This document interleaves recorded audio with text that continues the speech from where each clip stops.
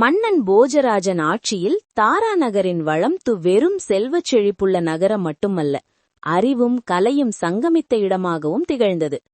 போஜராஜன் அங்கே ஒரு மிகப்பெரிய வித்யாலயத்தை, அதாவது பல்கலைக்கழகத்தை அமைத்திருந்தார். இது இன்று போஜ் சாலா என்று அழைக்கப்படுகிறது.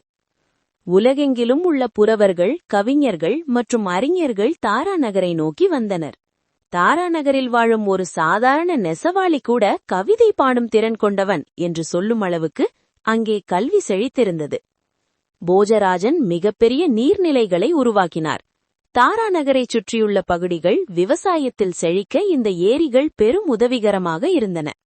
போஜ்பூர் ஏரி. அழகிய அரண்மனைகள், ரத்தினங்கள் பதிக்கப்பட்ட தூண்கள் என அந்த நகரம் மிகவும் ஆடம்பரமாக காட்சியளித்தது. வணிகர்கள் தாரா நகரை ஒரு முக்கிய வணிக மையமாக கருதினர். தங்கம், நவரத்தினங்கள் மற்றும் வாசனை திரவியங்களின் வர்த்தகம் அங்கே மிக அதிகமாக இருந்தது. மன்னன் போஜராஜன் தான தர்மங்களில் சிறந்தவர் என்பதால் அந்த நகரத்தில் வறுமையே இல்லை என்று கதைகள் கூறுகின்றன.